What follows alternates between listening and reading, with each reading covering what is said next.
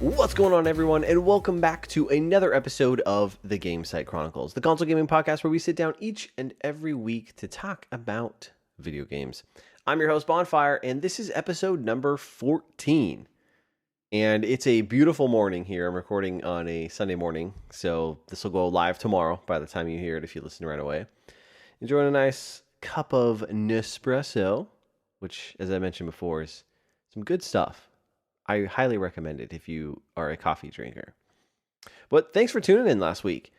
Hope you're having a good week out there. Got lots of video games in. I got a decent amount, but not as much as the week prior. And I got to say, this was a rather quieter week compared to last week as far as news goes.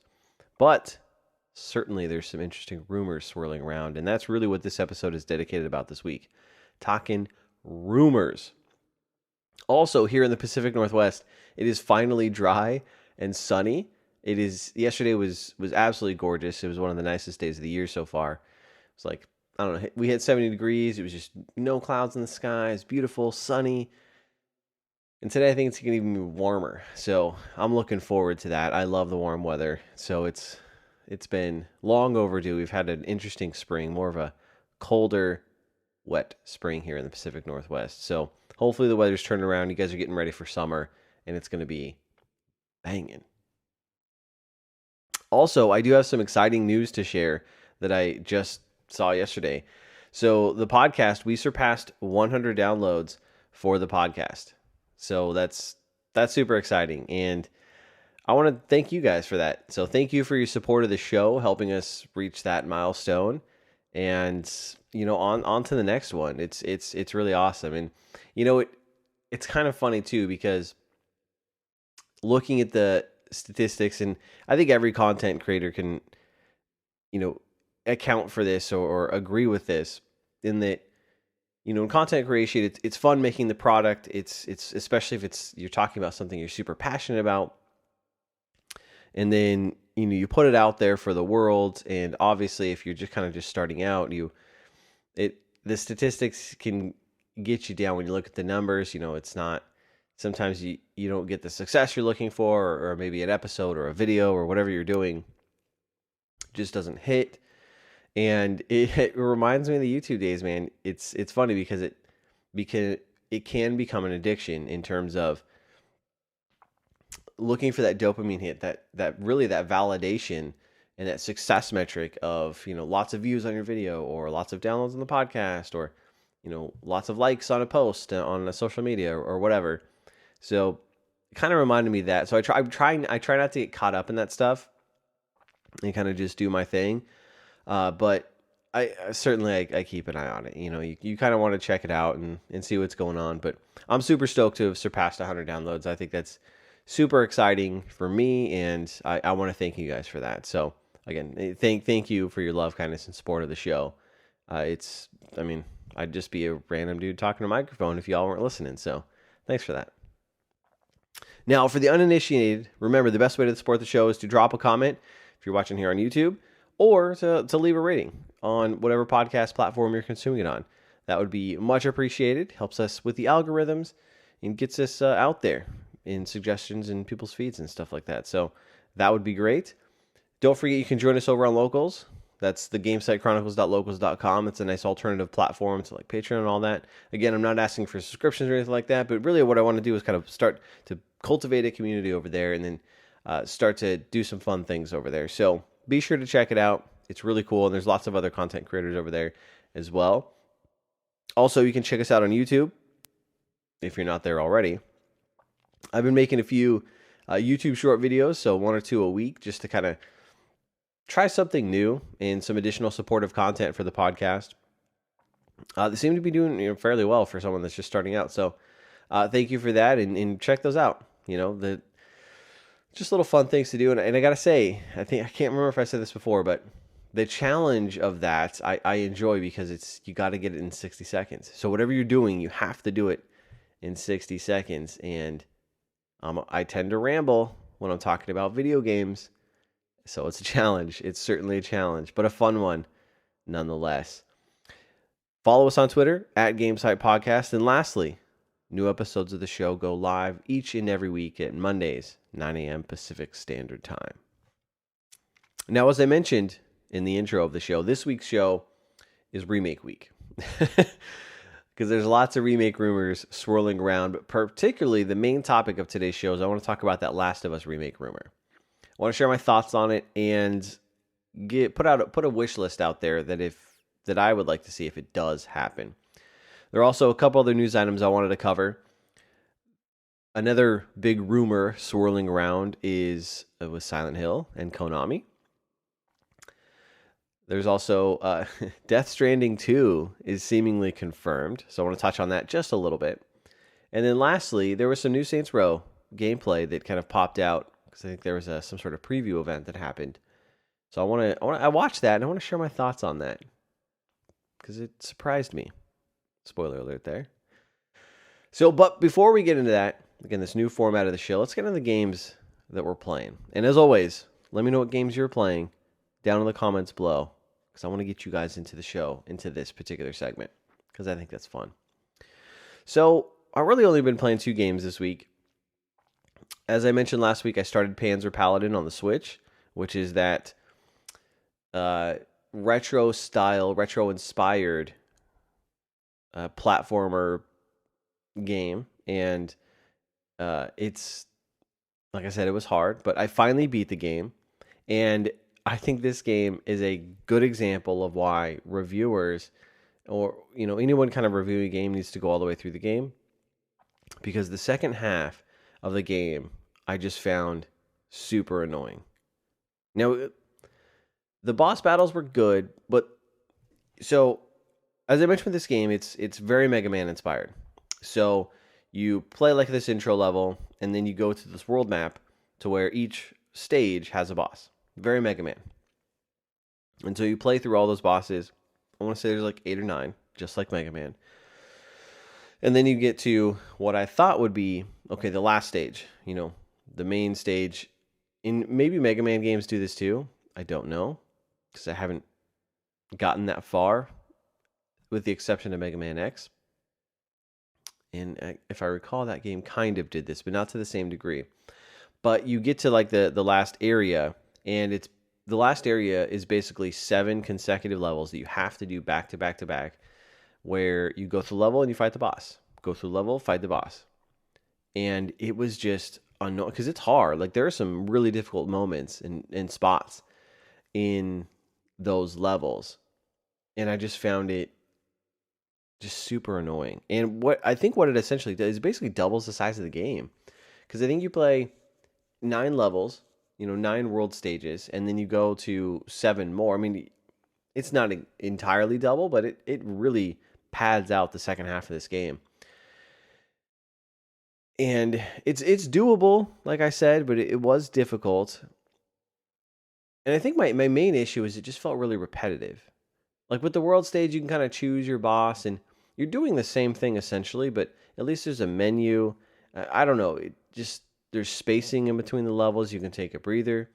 This is just kind of back to back to back, and it just felt really repetitive. So like I'd go through a stage, reach the checkpoints or whatever, if get to the boss, try it out, or take him down sometimes. Like I did beat a couple on the first try. Or I should say without using a continue. And once I was done with that, I was like, okay, here's another one. And I was like, okay, I need to take a break, so I'd take a break. And man, I don't know. It was too repetitive for me. And I just felt this just a little unnecessary long, like really 7 stages back to back to back. And, some of the stages, like, because you're in this like space tower. That's not really a spoiler or anything, but some of it just like kind of didn't make sense. And like, who are these bosses? And I know this game isn't going to have a super in-depth story. I understand that. But I don't know, man. It just really kind of rubbed me the wrong way. But I will say, I mean, overall, it is a good game. I think it's a very faithful kind of rendition of those classic NES titles because it's got that NES difficulty, kind of the a little bit of the repetitive nature of those classic old school games. Kind of reminds you of how hard some of those older games were. So it's it's definitely faithful to that. And so I'd say, I mean, if you're interested in those style games, you enjoy 2D games, classic any style games, retro inspired games, certainly check it out. I do think it's worth a check out. And the last thing I do want to say is I want to give a shout out to its soundtrack because its soundtrack is pretty dope. It's super good.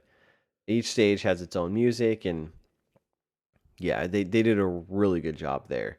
So Panzer Paladin, I think it's available on Switch. I don't know if it's still on sale. I got it on sale in the eShop this prior week, as I mentioned in last week's episode. But it's also on PC as well. Even though we don't talk about PC here much on this podcast. This is a console gaming podcast, ladies and gentlemen. Now the other game I've been playing, got back into Elden Ring, jumped back in, and I'm about 35 hours in. So I didn't really probably put 5 to 7 hours in this past week. Not a ton, but I did take down a catacomb boss, which was giving me so much trouble. Oh my god, it was one of those. If you played the game or you're playing the game, you probably understand it's one of those shadow bosses in the catacombs. Whoo! Let me tell you, that guy was frustrating, and it's annoying because those bosses are generally easy to take out because they take a lot of damage, but they're so aggressive that if you're not as equally as aggressive or kind of figure out a good pattern, you're just going to get pissed off. And that's kind of what happened to me for a while. And then I also took out one of the main bosses, like the main story bosses, Renala, Queen of the Moon, which that boss gave me some trouble too. And man, this game is certainly testing my patience. It's certainly testing my patience. And all Dark Soulsborne games do. But man, I just don't think I have the same amount of patience like I used to. Like, I was getting pretty frustrated, and not like raging through your controller frustrated, but like to the point where I was like, okay, I need to take a break. And I did. Like with the Queen boss, I took a break, came back, and it's funny because you take a break, come back, and then you end up taking the boss down pretty quick. But man, it's I just don't think I have the same amount of patience I used to. And I think part of that is because my gaming time these days are just kind of short little segments because I've got my son. Obviously he needs attention, and I cannot game with him just running around, especially Dark Souls. I cannot game with him running around the living room or something like that because that is not I can't press pause in that game. So yeah, I kind of got to pick and choose my gaming times, and they're usually shorter segments. So I can't do unless it's late at night, like a 4-hour session or whatever. So I think that's part of it because I like to feel I'm making progression. And when I kind of hit a wall in one of those Souls games, like with a boss or a certain area, it gets frustrating. I feel like I'm not accomplishing anything and almost wasting my gaming time. So I don't know. I think this is definitely a game I'm gonna need some breaks on. Just and maybe hop into something else just to kind of cleanse the palate, so to speak. But I will say this, that I really enjoy the exploration. And I've mentioned this before, but man, it is fantastic. Really, just there's such a sense of satisfaction when you find something new, or you find a catacomb, or like I was walking around this area and there's just like random shack, and inside there was this cool painting that I could pick up. I still don't know what to do with that painting, but again, it's just like that sense of accomplishment, that sense of discovery is really, really awesome. This game does not hold your hand, and it's wonderful in that regard. Though the one thing I will say again goes back to, I think it's originates from my concern with my lack of gaming time. But sometimes I feel like I have no idea where to go, and I'm not making progression because I am just kind of wandering.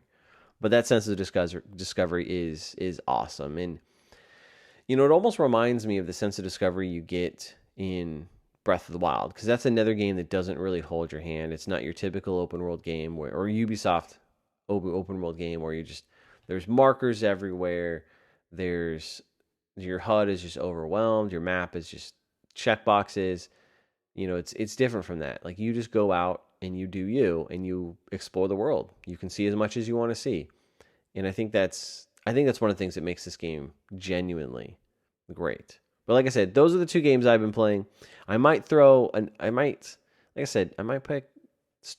try to finish another game, thinking about Kingdoms of Amalur, because I started that late last year, like during the holidays.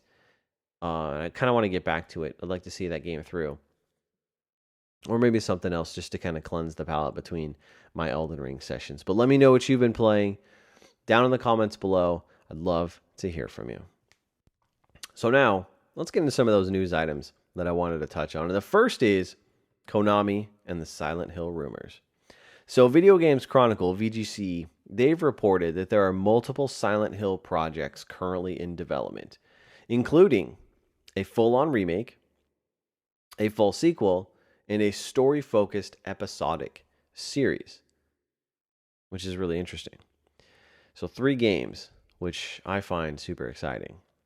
Now, the remake is supposedly of Silent Hill 2, according to the reporting. And that to me is super exciting. I really hope that's true because I love Silent Hill 2. Silent Hill 2 was one of my first ever survival horror games that I played. And I have very fond memories of it back on the PlayStation 2. So, a funny story about Silent Hill that I'll share here is me and my best friend growing up. And shout out to you, Ryan, if you're listening to this podcast. I doubt you are, because we've kind of parted ways a little bit here as we got older. But if you happen to find this, shout out to you, man. I miss you. But him and I had Silent Hill 2, and we would play the game together kind of at the same pace.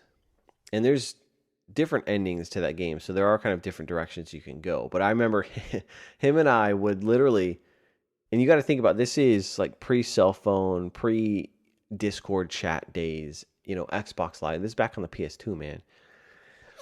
So him and I would literally be on a phone call with each other and talking to each other and walking through the things that we're playing through the games. We're playing the game together, the single player game, on the phone, talking to each other, telling each other what we're doing and stuff like that, and just playing this creepy survival horror game. And it was awesome. Like, I literally had the phone headband to my head, like I had a sweatband over my head holding the phone so I could hold my controller playing this game so we could talk to each other and tell us what's going on in each of our playthroughs. And it was such a great experience. Like, that game is awesome. But then adding that memory to it, I don't know, just again, nostalgia hits hard with this game. But I love it. And I would love to see a remake, a modern rendition of that game. Again, thinking about modern graphics, modern lighting, modern controls, I think it'd be awesome. And again, I think back to arguably one of the greatest remakes ever made in Resident Evil 2 and what they did with that game. Thinking about that kind of treatment, that care, that level of detail to Silent Hill 2, hell yeah. Sign me up. And I really hope that's what happens. Now, additionally, about the remake, it's claimed to feature reworked AI, animations, puzzles, and several new endings, and is also potentially a timed PlayStation exclusive, which I think kind of makes sense given that kind of legacy and history with Silent Hill and PlayStation. And I could see PlayStation trying to go for this.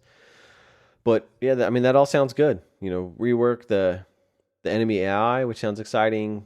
Obviously the animations, puzzles, you're going to modernize it because this is a pretty old. I think Silent Hill came out in 2001, if I'm not mistaken.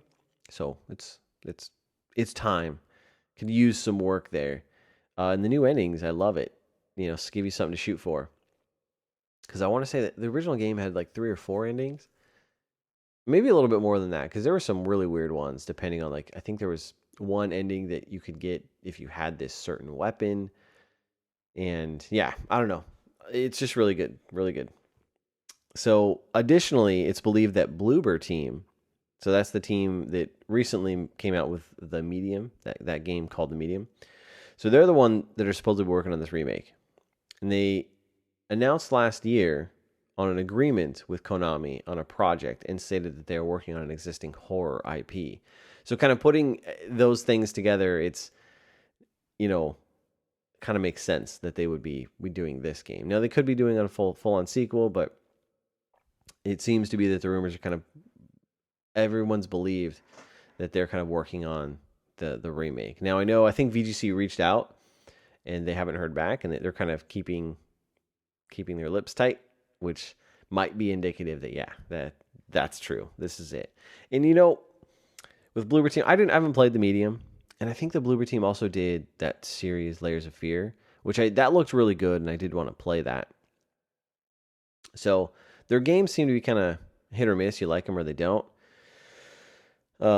And I know the medium, I think it's still on Game Pass. So, I'd like to try it at some point, but I got to be honest, that game didn't look that exciting to me when it came out. So that's why I never jumped into it. But I don't know. I love Silent Hill 2. And I got to say, with Bloober Team's track record, I'm a little hesitant to kind of turn over this classic game that's arguably one of the best, if not the best in the series for Silent Hill to this dev. But who knows? Maybe they could blow us away with it. So, we'll see. We'll see if it's true and if it even comes out. But let me say, I'm super excited, and I really hope this is true. Now, as for the episodic series, it's claimed to be a series of short stories, and I think this is similar to one of the more recent Silent Hill games that I never got around to playing, called Silent Hill Shattered Memories, which I think that was kind of compilation of short stories. So I think something similar to that, which cool. I think that could be really cool. I like the idea of that. So I'm open to it. And then for the mainline entry, it's been reported that a Japanese studio was working on a Silent Hill project. And with that news, I'm kind of curious on if Konami's working on it, or they've entered into a partnership to use the license with another team. I kind of think it's the latter. I don't think Konami's in active development, because everything that they've done, I think they've kind of let people pitch them ideas and let people use their IP to, bring them back. And Konami is slowly coming back, and I think that's exciting. Now, some folks do think Kojima is back making Silent Hills, if you guys remember that, but I don't think that's the case. And obviously, as we get into the next story with Death Stranding 2, that might give us a direction there. But I don't think Kojima's ever coming back with Konami. I think that bridge is burned, and it's got to be someone else. I was trying to think who could be making the game, and I'll be honest, I honestly have no idea on who could be doing a mainline entry. But again, I love the idea of Silent Hill coming back. I think it's Resident Evil has kind of come back, been reinvigorated, because it kind of, with Resident Evil 5 and 6, you kind of get the sense that people were kind of getting tired of it and really didn't like the direction it was going, very action focused. I personally haven't played those two, but that's kind of the sense I got. And then bringing it back with 7, changing the perspective and really getting back to those horror roots, I think just gave it a shot in the leg it needed, and it's back in the limelight, and they've had a tremendous amount of success. So I would love to see Silent Hills do the same. And I'd love competition in this survival horror space, because these two used to, Resident Evil and Silent Hills, those were the two bangers back in the day. And it'd be awesome to see them back in the limelight again. And then, as we mentioned last week, Dead Space coming back. That's another survival horror game. Survival horror fans got a lot to look forward to if all this stuff comes to fruition. And then lastly, related to this, there were apparently some leaked images that I didn't see for Silent Hill. And it's understood that this is related to a PT-style game intended to be a free kind of downloadable title promoting the larger project.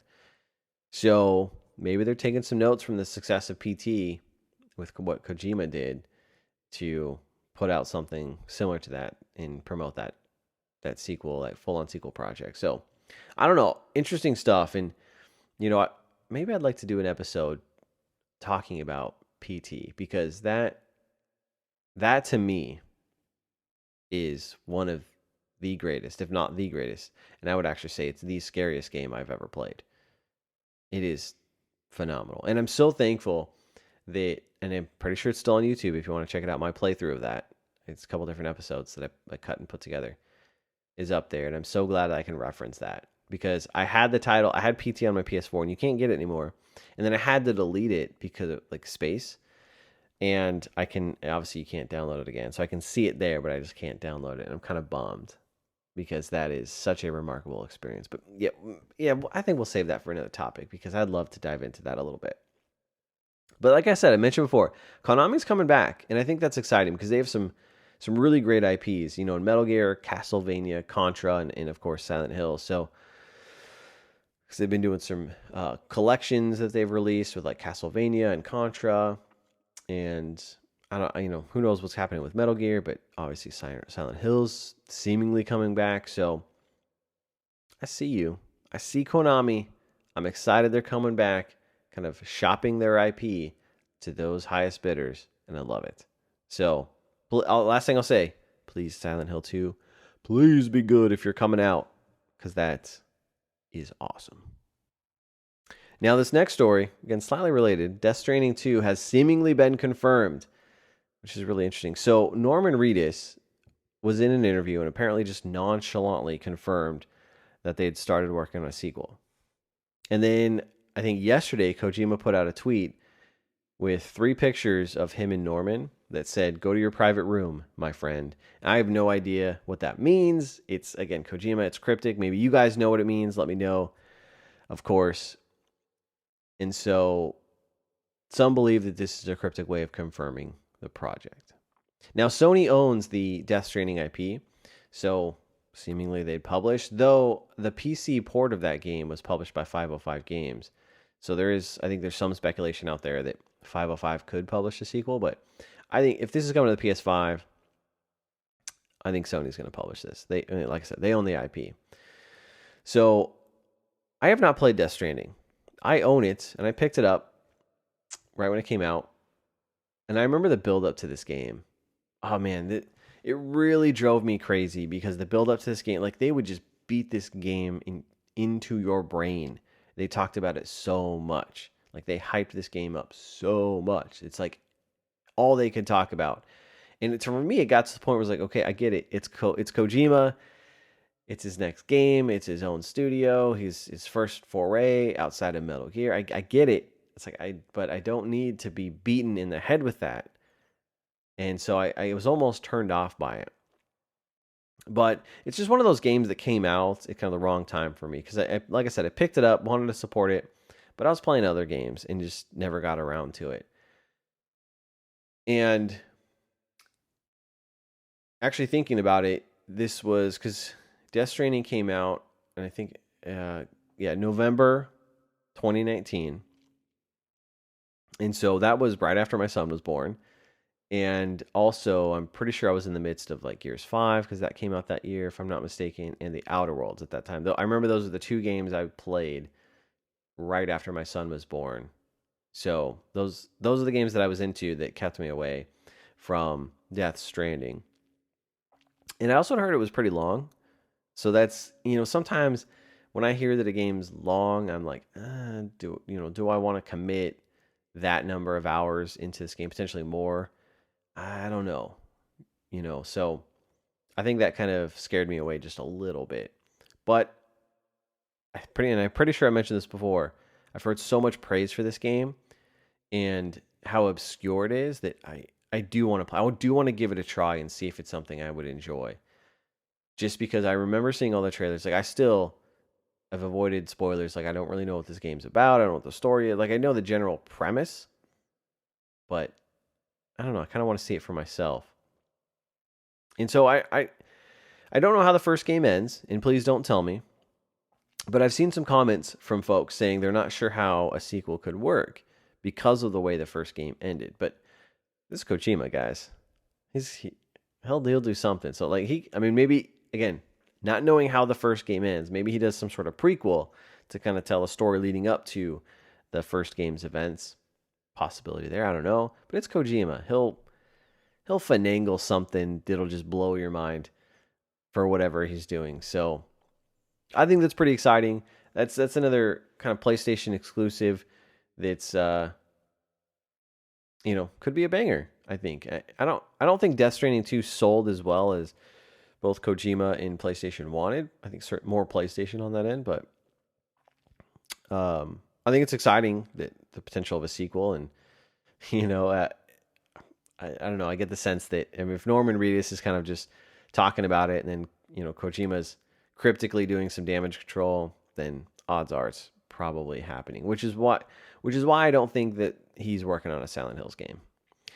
Now, it's also been rumored, and I don't have this in my notes or anything, but I do remember this, that Kojima was potentially working on like an Xbox exclusive. So I do think he has two projects in the works. So one seemingly being Death Stranding 2, the other maybe some sort of Xbox exclusive title. That would be really interesting. I don't know.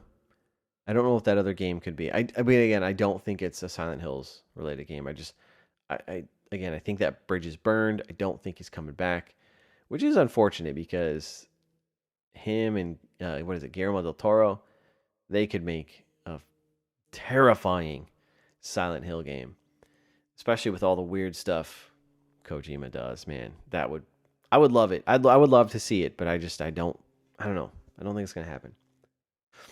And the last news story I wanted to get into before we get into the main topic on the Last of Us remake is there was some new Saints Row gameplay that was being shown off from a preview event. So it looks like that a variety of outlets got to go to this preview event, kind of watch some gameplay. I don't think they actually played it, but they got to watch some gameplay, get some B-roll footage, and put out their impressions because a bunch of articles and videos came out showing off some gameplay. Now, I watched a video from Recero Network, no idea. I was just kind of looking up gameplay, and this was a recent one. When they showed off approximately 17 minutes of gameplay and kind of talked over it on their impressions and what they saw and stuff like that. And I gotta say, I mean, it's pretty much what you'd expect from a Saints Row game. Like, it's explosions, shooting, fast cars, all that type of stuff. And it looked like it ran well too, like at 60 frames per second, solid graphics, I'd say. Looks pretty good, graphics wise, I'd say. But they also, in watching the gameplay, so I want to go over a couple of interesting tidbits that I kind of plucked away as I watched through the gameplay. So there seems to be some sort of kind of special moves or executions that you can do, and there were some pretty funny ones. So like there was one it was clearly the crane kick from the Karate Kid as a finisher. There was another one which I think was called Pineapple Express, is what the guy said. Basically, where it looks like you stick a grenade on someone and then like kind of throw them into enemies or a car or whatever, and they just boom explode. So that was pretty cool. And then there's another one. Where is it? I have it in my notes here. Okay, here it is. There's another one where, I mean, basically like almost a Gears of War style execution with just like a gun to the head type of thing, but it kind of cuts into this little scene here. So pretty cool stuff there. They mentioned there's like hundreds of emotes, like random emotes that you can do and interact with NPCs. And they also mentioned that this game kind of has the darkness of Saints Row 2, which I never played Saints Row 2, and the humor from Saints Row 3, which I did play a little Saints Row 3, and I'll touch on that here in a moment. They showed off tons of customization. I mean, just tons of options, from your character options to hairstyles to like eyebrows, colors, facial features, all that stuff, to outfits. I mean, they showed off cowboy outfits, tons of different accessories, and really impressive, I gotta say. And also lots of car options. So in the garage with your car, tons of different options. I mean, almost the level of like racing games, like dedicated racing game options. It was quite impressive, I must say. And then you can also customize your headquarters. So I think you kind of build up various headquarters throughout the map in the game, and you can get collectibles and buy stuff to decorate your place. And so you can really just customize that to your heart's desire, which that's pretty, I think people like customization, and I like customization, so there seems to be a ton of that in this game that you can spend time doing.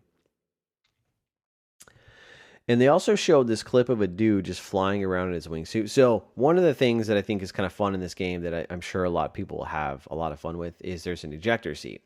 So you can be driving your car, just eject yourself out of it, and then I'm pretty sure you just have a dedicated wingsuit on at all times, and you can just boom, wingsuit, and just fly around. But he was bouncing off NPC characters to gain height.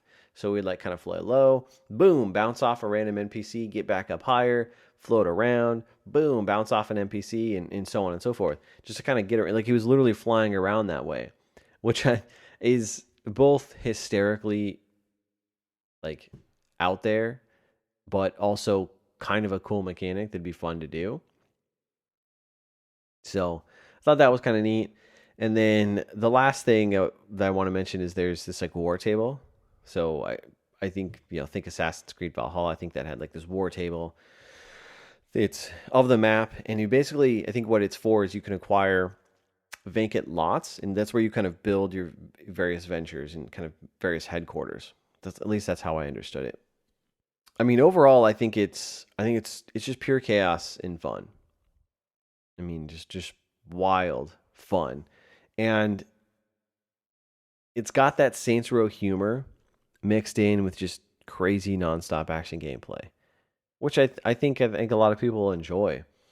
The missions kind of from the way it was kind of the video was spliced up. The missions seem to have good, decent variety, and it really just seems like they've built a sandbox and set of tools to let players just kind of go in here and have some fun and do some crazy stuff. Because there's all kinds of different things you can do. So I gotta say, I think it looks really fun. And I'm kind of actually interested in this one now. Now, when I first saw this game and heard of it last year, I thought to myself, like, nah. And because of the trailers they were showing off, I don't know why this is a trend in video games. And if you have this hairstyle, it's nothing personal. But I don't understand this kind of almost feminist character, like almost hipster feminist character that's got the shaved side head. The side of her head's shaved, and then the swoop over. Like she's like this punk girl. I don't know. It was almost these I know it's Saints Row, but these almost like over the top cliche characters of that kind of punk, I guess modern hipster punk nature. I feel like it's overused. It's just stop. Can you do something else? Just stop. But now watching this gameplay, they didn't really have much of that because, or again, what turned me off from the game when they were showing it off is just like that style and that kind of trope was just really pushed in your face, and I'm like, I don't know. For me, I can't do it. And look, some girls in real life can totally pull that off, and they look very nice. Totally, you can pull it off, and kudos to you, ladies, that you can pull that off. But in the video games, I just feel like it's overused, and we need to just settle down a little bit with that kind of trope. So, but like I said, in seeing this, I think it looks fun. And now there's also a criticism that the gameplay looks a little stale, looks kind of like from the PS3 360 era. And okay, I guess, but I still think it looks really fun. I don't think, even if it does look maybe a little archaic, I still think it looks really fun. And so that doesn't really bother me too much. And so as I mentioned before, I've played a little bit of Saints Row 3, and that's really my only exposure to the series. I played it back in the day, and again, it's funny. We keep getting tied back to what I used to do on YouTube. So I started a series where I was playing Saints Row, just like my random shenanigans in Saints Row 3, which I believe is still on YouTube. So if you feel inclined, you can check that out, youtube.com/Gamecite. But that game, again, I only played maybe a couple hours of it, but it was really fun, and I enjoyed kind of the chaos and the over the top humor, very campy, if you will. And so knowing that that's kind of what you're going to get, maybe with a little bit more seriousness, because I think the whole premise of this Saints Row reboot is, you're basically establishing your gang. You're not in an established Saints crew. You're establishing the Saints crew, so that could be a fun little story to play through. And I don't know, man. I think I'm coming around to this game. I kind of want to try it out because it does look like a lot of fun. And, it's the only other game that's going to give us that GTA style gameplay, that single player GTA style gameplay that I think a lot of folks crave.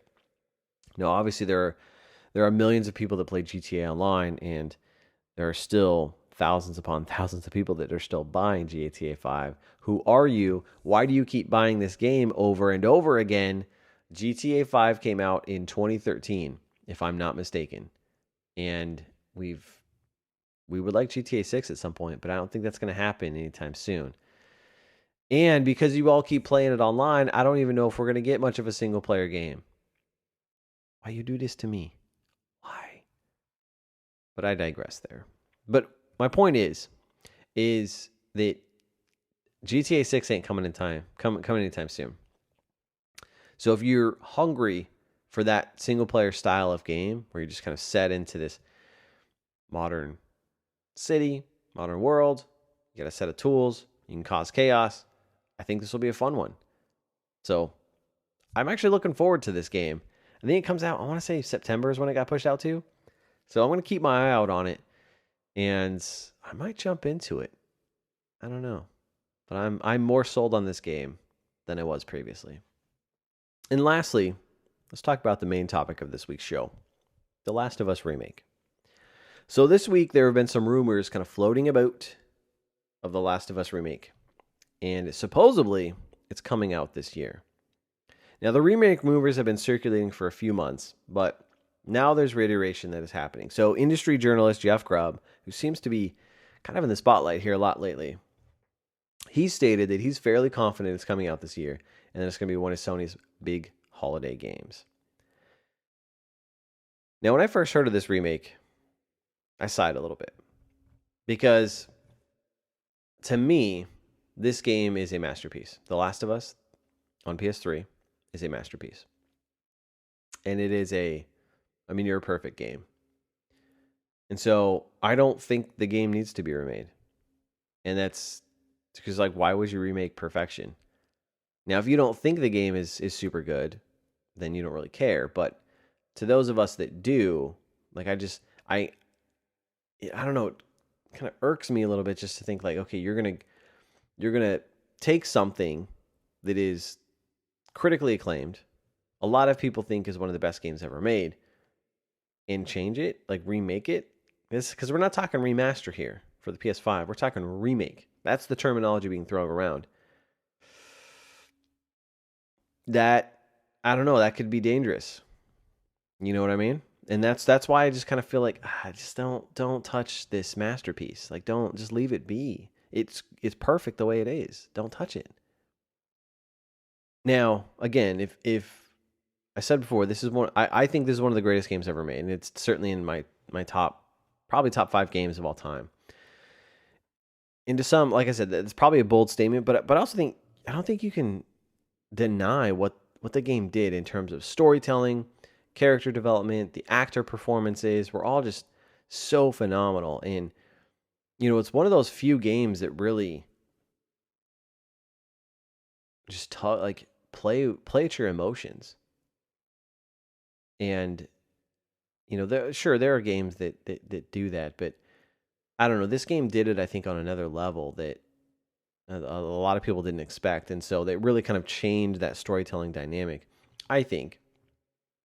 And they did it in a very kind of tired genre with zombies, and they added that kind of human element, which I know, the Walking Dead series did that to a degree. I don't know if that show's still going on. I kind of fell off that show, got tired of it, but I think it did that, and then the ending, which I'm not going to spoil, but that was certainly impactful, and there was some criticism about it.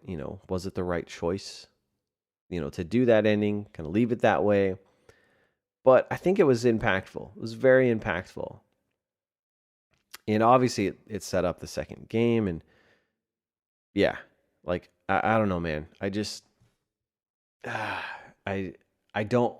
I'm very skeptical of this because I don't want them. It's like I'll touch on this. It's even like there's been rumors of a BioShock remake, and like the first BioShock, the game that came back in 2007, and the first BioShock game again is one of the great. It's that game is one of the greatest games ever made in terms of atmospheric storytelling, that world that was built, the themes in that game, the gameplay is great. Like that game is just near perfection, if not the definition of perfection.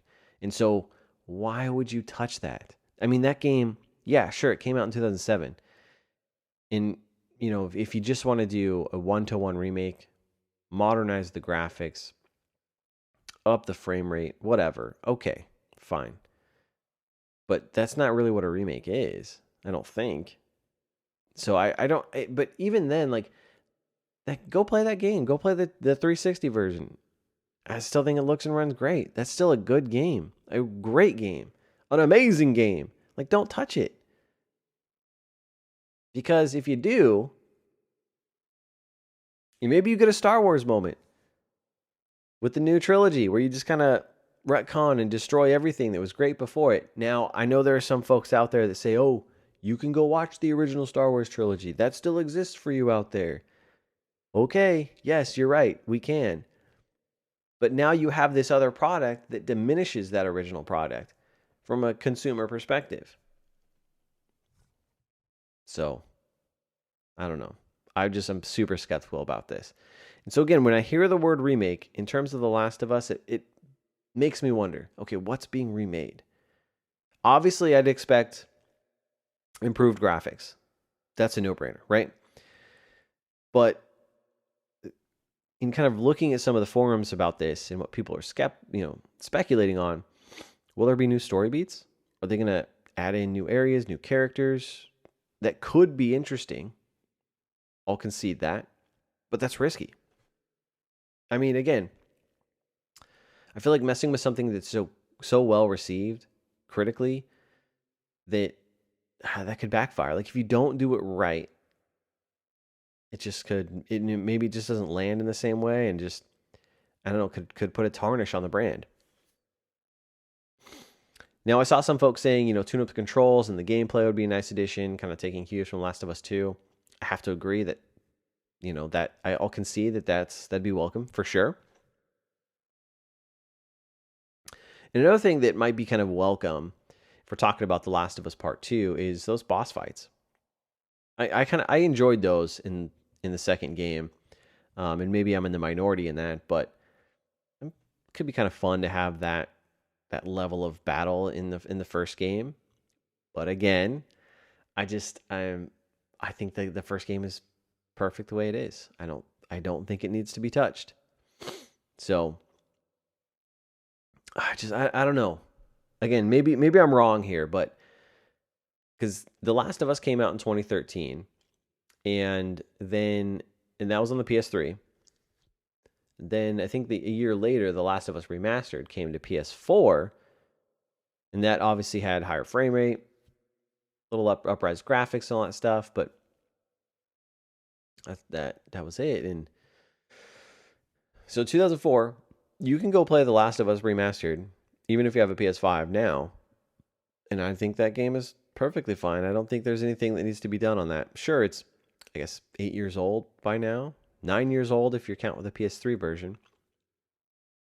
But I don't think it needs it, And I'm going to stand by that. I don't think this needs to happen. But with all that hesitation aside, if it does happen, and I'll be honest, I do think it will, because I think Sony understands the impact of this brand. I mean, obviously they're making an HBO TV series about it, which that could be interesting. But I think they understand what they got here and they kind of want to milk it for what it's, before it dies out. And so I think that's why we're going to get it. And I know when they went from the PS3 to PS4, Naughty Dog's excuse was, oh, this let us learn the kind of the tools for the PS4 and kind of learn that system to be able to develop for it. So here we are again, PS5. Oh, this will allow us to learn the PS5. I could see that excuse coming out. It's like, oh, okay, whatever, dude. But I will say, with this game being so big for Sony, I mean, why wouldn't I? Even for the folks that have hesitation like myself, People will buy it, and I think it would sell very well. So why not? I mean, it's almost like guaranteed. It's like printing money at this point. So like I said, I do think this will happen. But what would I want in a remake? So I put together a little wish list here that if this does happen, here's how I'd want it to happen and the things I'd want it to include. So first foremost, number 1, be faithful to the story. Do not change it up. I think it's perfect the way it is. I've touched on this. I think you just leave it alone. Be a very faithful remake and don't change it up. Because it doesn't need it. And I saw some people saying, oh, maybe they'll change up Joel a little bit to kind of improve 2's story a little bit, or maybe be a little coherent, with the second part. And no, just don't do that. Don't. Or I saw some people saying, maybe there's new areas or kind of maybe some additional backstory, maybe some like a filler chapter or something like that. Because I think in between, what was it, winter and spring, there's a pretty big gap. Or there's between one of the two kind of segments of the game, there's a pretty big gap in time. So maybe there's some, filler chapter or some additional context there, which, okay, maybe. But again, like, I don't know, man. I hesitate to touch with something that's so good. Like, because you could hurt it. So be faithful and don't change up the story. Number 2, I wouldn't mind seeing Last of Us Part 2's crafting system and weapon mods be installed in this game. I really liked the interface, and I just thought it worked well in The Last of Us Part 2 with their crafting system. So, yeah, if you want to incorporate that and kind of give it a more modern feel, touch and feel, then okay, I can work with that. That would be fine with me. Number 3, include the Last of Us DLC Left Behind. Bake it into the game, let it be playable, and I think that's a critical piece. Touches on Ellie a little bit, kind of tells her story before she met Joel. I just think it's a wonderful piece of DLC that adds context to the game. So I feel like you got to include that. So include the DLC Left Behind. Number 4, and I feel like this is an obvious one, but DualSense support is very welcome. Yes, it'll have it. This is a no-brainer, but it's a huge upgrade. And for those of you that haven't played, that use the DualSense or played a game that takes advantage of the DualSense, it's awesome. The haptic feedback is great. The adaptive triggers are super cool. It's just a remarkable piece of tech, and it does, to a certain degree, add a level of immersion in the game. For example, I know Astrobot, the Astrobot game, does this, and then I think Returnal does this as well. But as you're kind of walking through kind of thick grass, like a grassy area, you can kind of feel little haptics in the trigger as you're walking through this area. So it's little things like that are just nice touches and really kind of add to the gameplay experience.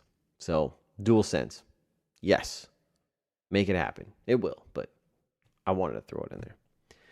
And then lastly, and this one may be a stretch, but have the Last of Us multiplayer factions in there. Not the new version, that new game, because we talked about the Last of Us Part 2 factions in a recent episode, but the faithful first game's multiplayer, that entire multiplayer component.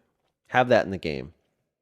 Like I said, this may be a stretch because they are working on the Last of Us Part 2 factions, but I really love the first game's multiplayer.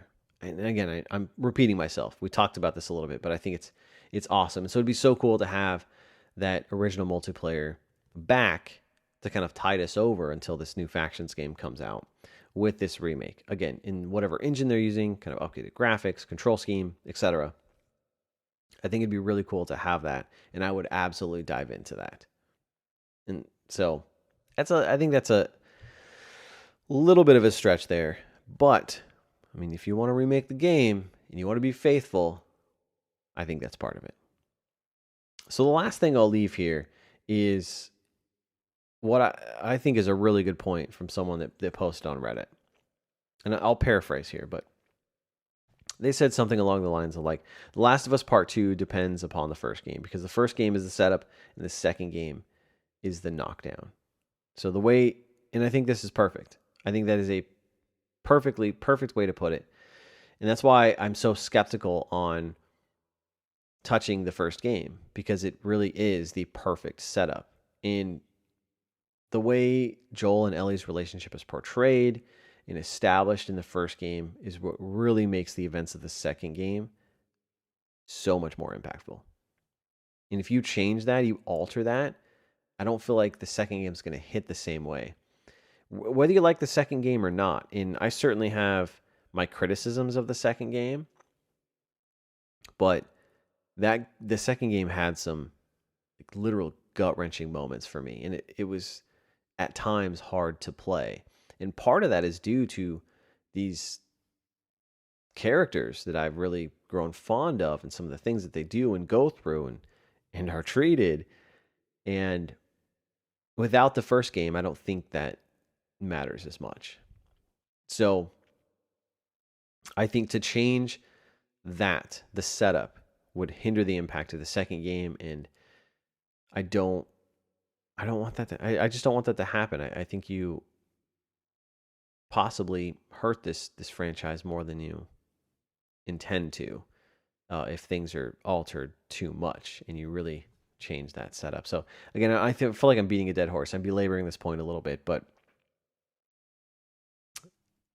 that's just how that's how I feel. I'm very skeptical of it, but like I said, I do think it's happening. And if it does, I really hope they include some of the things. Honestly, the biggest thing and the number one thing on that wish list that I would put in there is that Factions multiplayer. I would really love to jump back into that on the PS5. I think that would be fun, and it'd be really fun to put some time into to kind of tide us over until that Factions game comes out. But there it is. Those are my thoughts on The Last of Us Remake. Of course, I want to hear from you. Let me know what you guys think about The Last of Us Remake. What you want? Do you think it's happening? Down in the comments below. I hope you guys enjoyed this fairly regular length episode. Just hitting about an hour here. Some interesting news stories. And I think lots of fun stuff to look forward to in the gaming world as we start to enter the beautiful sunshine in summertime. And summertime, I think, is a great time to catch up on the backlog. Maybe play a game or two that you didn't get to. And I think there's some exciting releases too coming out this summer, especially on the Switch, which I'm very much looking forward to. So as always, remember, leave us a rating if you're listening on a podcast platform. Drop us a comment if you're there on YouTube. And don't forget to check out my YouTube shorts at youtube.com/Gamecite. Appreciate your love, kindness, and support of the show. And again, thank you for helping us reach the milestone of 100 episodes. And until next time, I'm Bonfire, and I will see you online.